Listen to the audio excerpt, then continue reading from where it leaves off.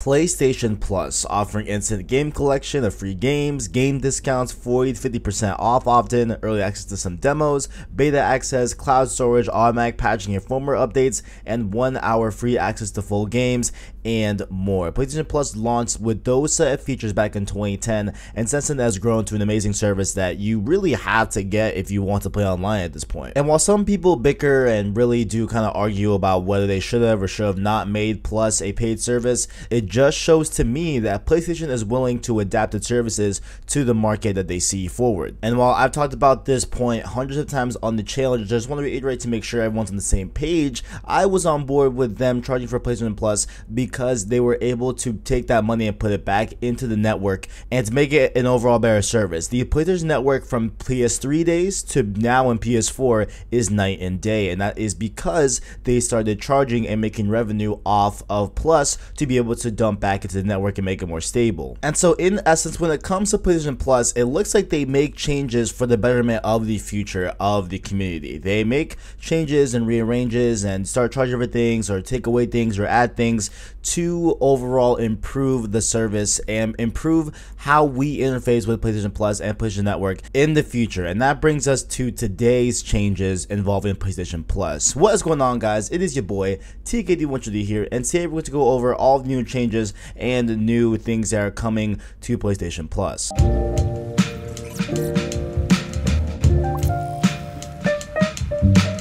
And in case some of you are not aware of, it was last year around this time, February of 2018, they came out and officially stated that within a year, PlayStation Plus will not support PlayStation 3 and PlayStation Vita games. So essentially, you will not be getting free games every month on the PS3 and PS Vita anymore with PS Plus, even though you have been ever since the infancy of the PlayStation Plus service. Well, not PS Vita, because that wasn't at launch with the PS Plus, but beside the point, you know, PS Vita got added later, but especially with the PS3, like that has been the main console that's gotten PS Plus games and everything, and they announced it last February, like I said before, that they are going to stop doing that. And at least in that time frame, to me, March 2019 seems so long, but that is literally next month. So the time is up. They posted officially on their PlayStation Plus blog post this month that they will be not offering any more PS3 and PS Vita games to the PS Plus service, with this short paragraph here on the bottom of the article. This month's PS3 and PS Vita games will be available for a few extra days until March 8, 2019. PS4 games will be available until March 5, 2019, when the next monthly games lineup hits. As a reminder, after March 8, 2019, PS3 and PS Vita games will no longer be offered as a part of the PS Plus monthly games lineup, so be sure to download them while they're available. Any PS3 and PS Vita games you've already downloaded or will download prior to March 8, 2019 will still be a part of your PS Plus games library as long as you remain a member. And so that time has indeed come for PS Vita and PS3 members, and you know, all that good stuff. And me personally, I'm a little more butthurt about the PS Vita side. Yes, in 2019 I still play my Vita at least weekly. Okay, I love my Vita so much. I love the games in there. There's a great games library. It actually got good games compared to popular belief. It was actually a really good console. I really did enjoy my Vita and still do to this day. And I would be a little bit, you know, sad that I won't be getting more Vita games, because I never really you know, I haven't really bought a Vita game in a few months, honestly, because like really I buy a few here and there that I see that I really want to play, but then I just kind of see what comes on PS Plus and just play that, you know, whatever it might be. It might be a side-scrolling game, might be a little, you know, just a little tiny game, whatever. There were just small games that I enjoyed to play on the Vita, so it's gonna be really sad to see that kind of go, and I hope that really doesn't hinder my you know, wantingness or you know, kind of just repetitious way of playing my Vita. Hopefully that doesn't let go.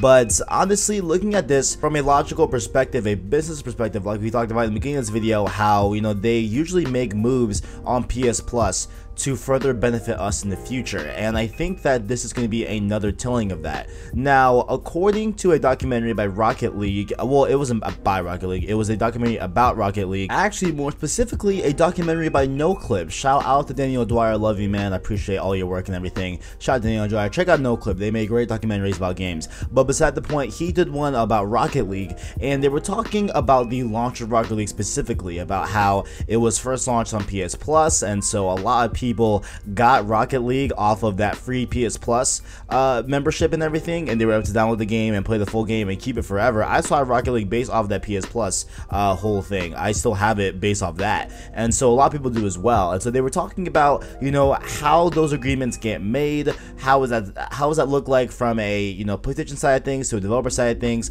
And the folks at Rocket League said that essentially what they get is that they get a upfront lump payment. Obviously, you know, trying to get more people into the servers was a thing for you guys with the first game.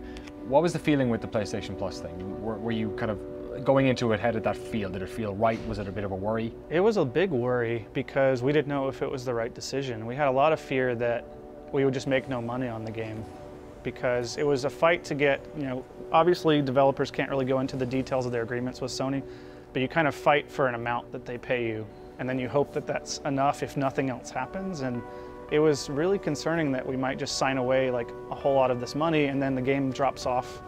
Even within the first month, it was like, yeah, it blew up on PS Plus.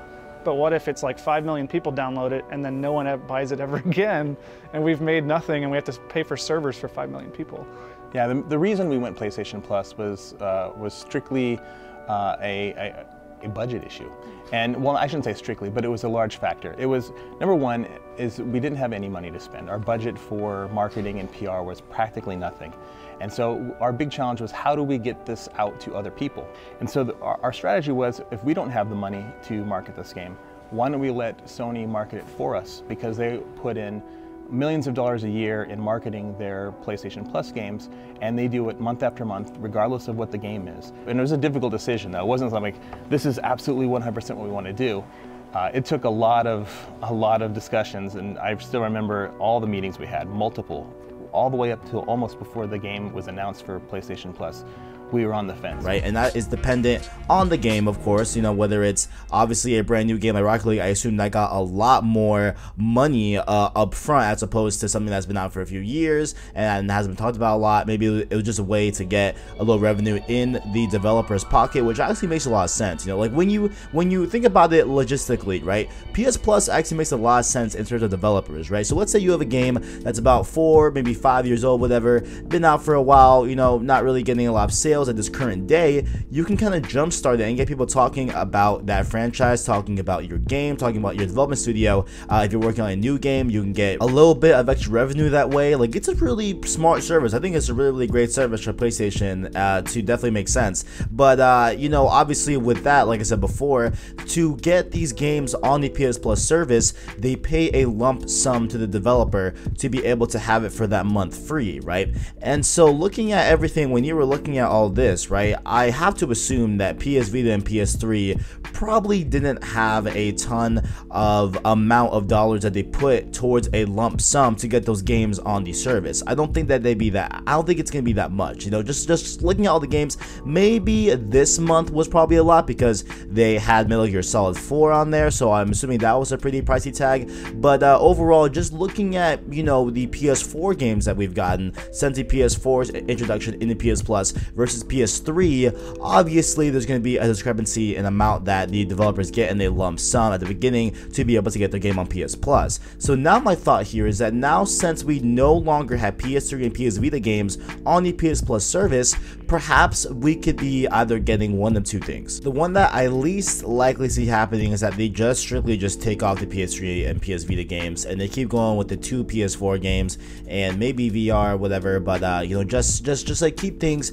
as is. And so I think that would be obviously a detriment, because then you're getting less games for your buck, you know, even though I feel like the majority of people on PS Plus probably only had one of the consoles or 2 of the consoles. They probably didn't have all 3 like me, you know, maybe they did. And even me to say I had all 3, that's not even true, because I got my PS3 again like last year, I believe, and I traded in my PS3 when I got my PS4. And so you know, that long gap of not having a PS3, there were games coming out for the PS3 on PS Plus I just never took advantage of. So I think, you know, that is definitely a segment where I think a lot of people are at in PS Plus. Plus, where they have either one console or two consoles, and so, you know, it'd be a little bit less of a loss for them if they just suddenly just drop the PS3 and PS Vita games, which they have already done. But I feel like overall that would be a bad look, because then they would be, you know, 1 month before giving away 6 games for the same price, and now they're going to drop down to maybe 2 or 3, and so I think that would be probably a bad look prospectively outwards.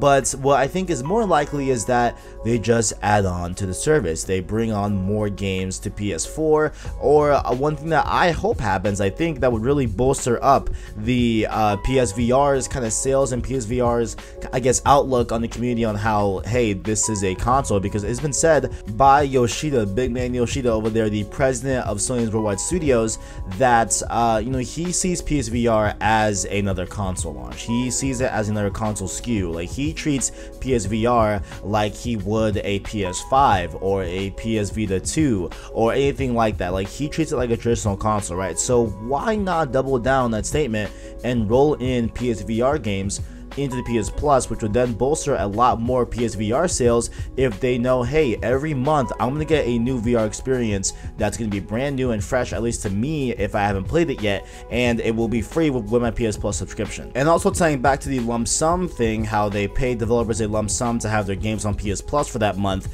they could also have more money to work with in terms of getting better games on the service in terms of a PS4 SKU, because they obviously had to pay lump sums to developers of PS3 games and PS Vita games, and obviously I do recognize that perhaps those lump sums were not nearly as much as they are for the PS4 games, because the PS4 games are much more new and brand new, and they have more potential to make sales because they are new, as opposed to the PS3 and PS Vita games, where they are more likely to not make any sales or make a very little amount of sales that month. And so I think there could also be a really cool way to bring a lot more better high quality PS4 games to the PS Plus service, because I know, like, a lot of people sometimes they like to say, oh, this month was trash, but I think, hey, you know what, while some months are better than others, this is essentially, well, not really free games, because we are paying for the service, but they are games that we're getting that we wouldn't have had without the service. So I think either way it's a win-win, but I do understand that point. So that's why I say we could probably get better PS4 games through this change of not having PS3 and PS Vita games in the rotation. And there's also one more thing that I forgot to mention that is a big change to PS Plus, and that is that the cloud storage aspect of the service. So I don't use it that much. I really think I should use it, honestly. Should we just turn it on for just auto, just for all my game saves? I really should be doing this, but you now have 100 gigabytes on your account for PS Plus to be able to use on cloud storage. It used to be 10, but now it's at 100 gigs, so which is a great thing to hear. A lot of people really enjoy the cloud save functionality of PS Plus, and to think that it started out with just 1 gig and now it's going all the way to 100 is really cool to see that. So pretty cool if you enjoy that feature of PS Plus, because now you have a lot more gigs to work with. And so that's essentially where I want to end off here. That's really all my thoughts on these changes, but most importantly, let me know what you all think down in the comments below. What do you guys think is going to happen with PS Plus in the future next month? What do you think is gonna, you know, be the new PS Plus games? How many are we going to get? Are we going to get 4 PS4 games, 2 PSVR games? Are we going to get 3 and 3? Let me know all your thoughts down in the comments below, and make sure also while you are down there to check out our description where you can find an Instagram and Twitter to follow us on there. Make sure to also check out our Discord as well. Check out the Discord server. We're out here pumping out Discord streams. We are out here in the Discord chat, you know, hanging out, doing our good things. So make sure to check out that Discord server in the link below. Thank you for watching, and as always, greatness awaits.